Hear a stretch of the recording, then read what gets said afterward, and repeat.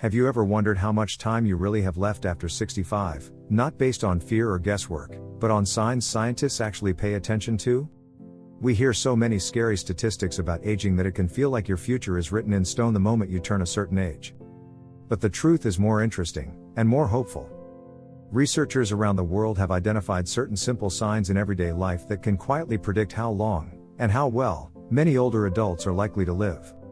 If you're over 65, or you love someone who is, you may find yourself doing quiet math in your head. You notice friends your age passing away, you hear about someone going downhill quickly, and you catch yourself asking, how long do I have? Will I be around for my grandchildren? Will I stay independent? Or become a burden? You are not alone in these thoughts. Many older adults carry these questions silently, trying not to dwell on them, but still feeling the tug of worry late at night or after a doctor's appointment. Some people assume it's all genetics. Others shrug and say, when your time is up, it's up. But scientists have discovered that there are specific, measurable signs that can give real clues about your future health and lifespan. What's fascinating is that these signs are not all complicated medical tests. Some are as simple as how you move, how you think, how you feel, and how you live your daily life. And the best part? Many of them can be improved, which means your future is more flexible than you might think. In this video, we're going to talk about 6 scientifically studied signs that can help predict how long you may live after 65, and what they reveal about your heart, your brain, your strength, and your overall health. By the end of this video, you'll understand which signs researchers pay close attention to, what it may mean if you're doing well in these areas, and what steps you can start taking if you see some warning lights. So you can stack the odds toward a longer, healthier life. And stay with me until the very end, because the 6th sign we'll talk about is one most people completely overlook, yet research suggests it can be just as important as your numbers on a lab report. Now, let's get started. Number 1, your walking speed, how quickly you move through the world. One of the simplest and most surprising signs scientists look at is how fast you walk at your usual, comfortable pace. Not sprinting, not rushing, just your normal walk across a room or down a hallway. Over and over, research has found that older adults who walk more slowly, especially without a clear reason, tend to have higher risks of health problems and shorter lifespans than those who move a bit more briskly. Why does walking speed matter so much? Because it quietly reflects many different systems working together: your heart and lungs delivering oxygen, your muscles and joints working smoothly, your balance keeping you steady, and your brain coordinating it all.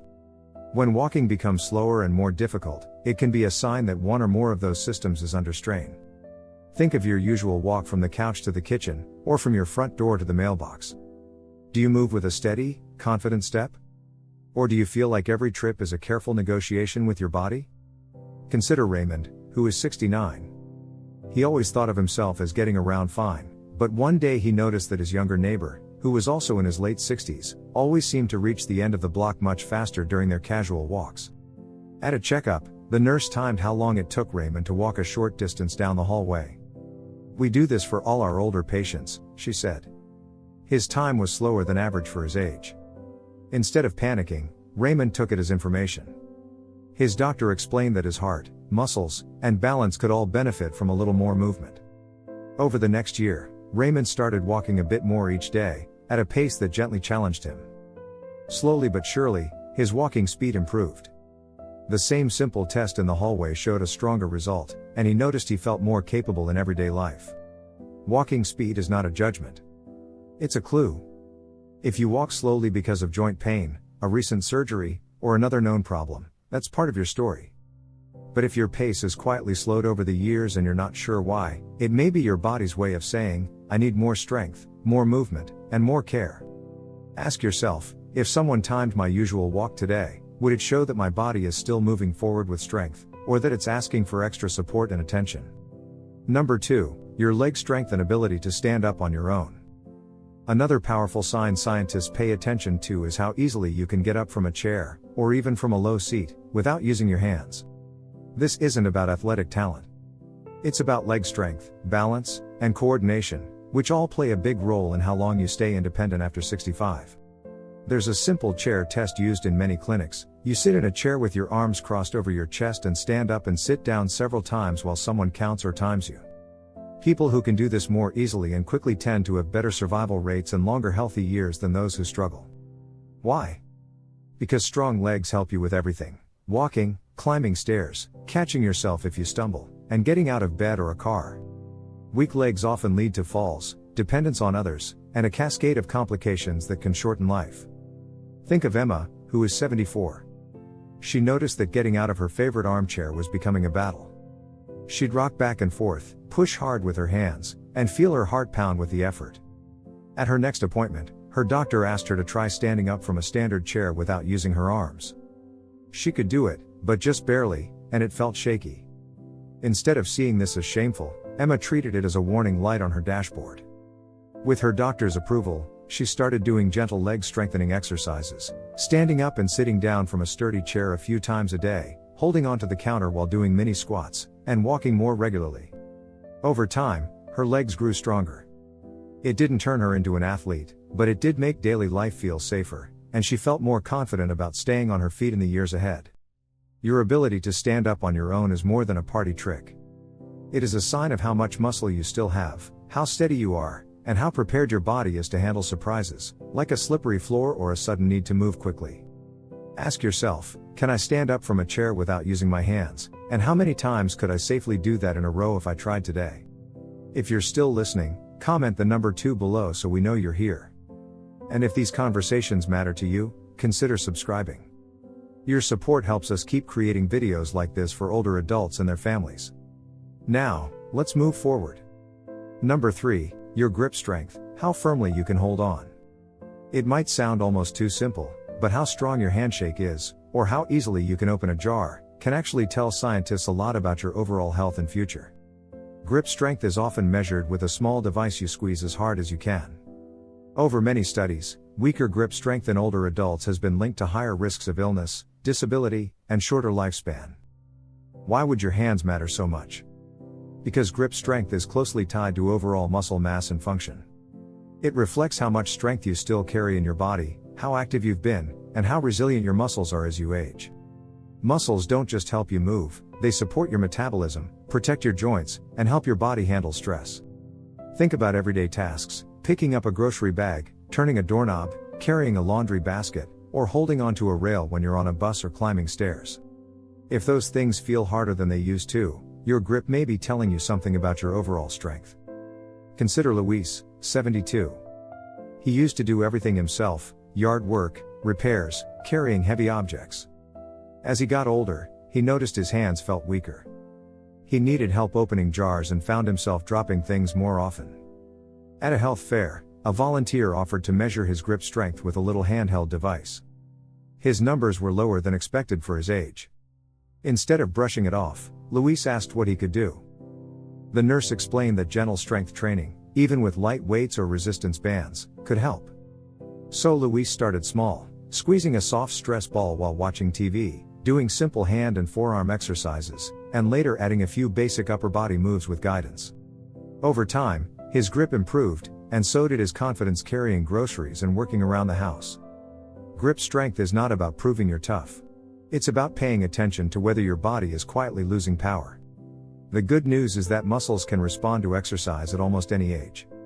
You may never have the grip you did at 25, but even modest improvements can make daily life safer and more independent. Ask yourself, have I noticed my hands struggling more with everyday tasks, and what would it look like to gently rebuild some of that strength, starting this month? Number 4, your memory, thinking, and ability to manage daily life. Another crucial sign scientists look at is how well your brain is functioning: your memory, your attention, your ability to organize tasks, and your capacity to manage everyday responsibilities like medications, appointments, and finances. Cognitive tests, like remembering a short list of words, drawing a simple clock, or following multi-step instructions, are not just about being smart. They help reveal how well the brain's circuits are working. Studies show that older adults with sharper thinking skills and fewer signs of cognitive decline tend to live longer, healthier lives than those whose mental abilities are slipping quickly. This doesn't mean you have to have a perfect memory. Everyone misplaces their keys or forgets a name now and then. What scientists pay attention to is the pattern. Is your thinking mostly stable, or are you having more frequent, serious problems with orientation, decision-making, or following conversations? Think about Margaret, 78. She noticed she was making more mistakes with her bills and getting confused when organizing her medications. Once, she found herself driving and suddenly forgot where she was going. That scared her. At first, she avoided talking about it, hoping it would go away. But eventually she told her doctor. Her doctor performed some simple cognitive tests and found mild changes, nothing extreme, but enough to pay attention to. Together, they made a plan, checking hearing and vision, reviewing medications that might be affecting her thinking, encouraging more social interaction, better sleep, and brain-challenging activities like puzzles, reading, and learning small new skills. Over time, Margaret felt more in control and less helpless. Cognitive health is deeply connected to lifespan because it influences everything else, whether you take your medications correctly, whether you notice new symptoms, whether you stay active and engaged, and whether you can keep yourself safe. Ask yourself, am I managing my daily tasks with about the same ease as a year or two ago, or have I noticed real changes that deserve attention and support? Number 5, your social connections and level of loneliness. It may surprise you, but one of the strongest predictors of how long you live after 65 has nothing to do with a blood test or a medical device. It has to do with whether you feel connected, or alone. Study after study has shown that older adults who are deeply isolated, rarely see or talk to others, and feel chronically lonely often have higher risks of illness, depression, and early death. On the other hand, those who maintain social connections, through family, friends, community groups, faith communities, clubs, or even regular phone calls, tend to live longer and feel better. Why does loneliness matter so much? Because human beings are wired for connection. When you feel alone and forgotten, stress hormones can stay elevated, your sleep can suffer, and you may be less likely to move, eat well, or follow medical advice. Over time, that isolation can wear down both your body and your spirit. Think of Irene, 81. After her husband died, she stayed home most of the time. Days went by when she spoke to no one.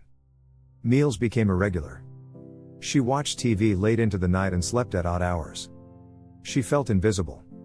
Her health began to slip, more aches, less energy, more worry. Her doctor gently suggested joining a senior center, but Irene resisted at first. "I'm not a social person," she said. Finally, at her granddaughter's urging, she went to just one lunch. Then another.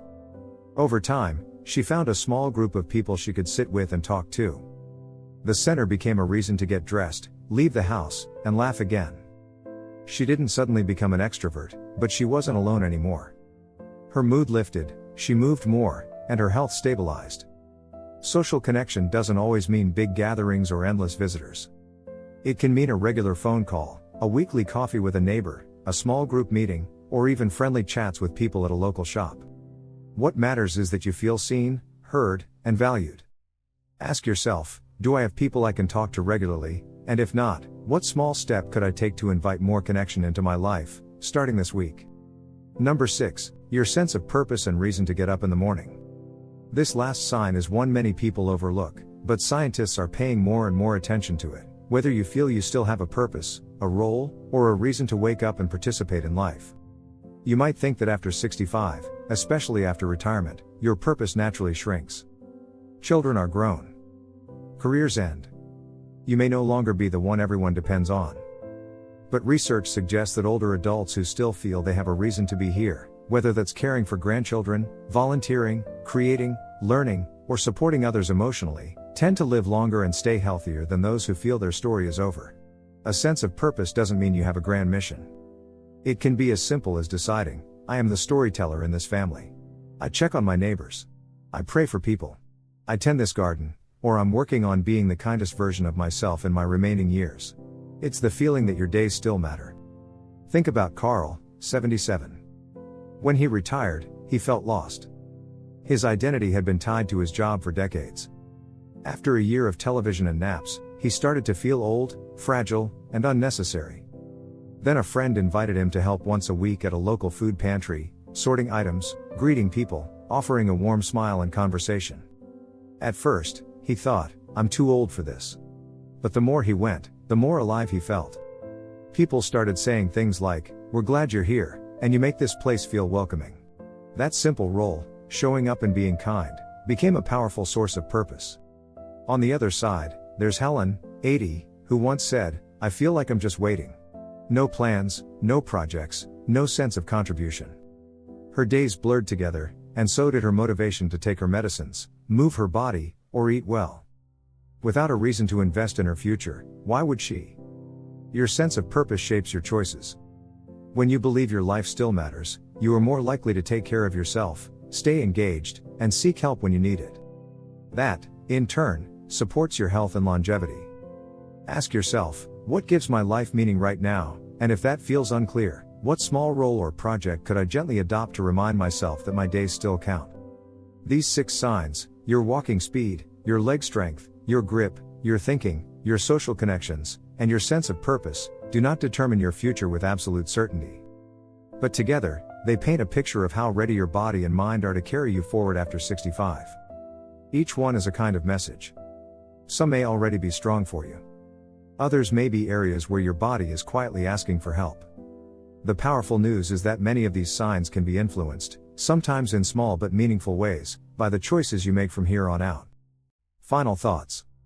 We've just walked through 6 scientifically studied signs that can help predict how long, and how well, you may live after 65. Your walking speed, your leg strength and ability to stand up on your own, your grip strength, your memory and thinking, your social connections and level of loneliness, your sense of purpose and reason to get up in the morning. None of these signs are meant to scare you or make you feel graded. They are not about perfection.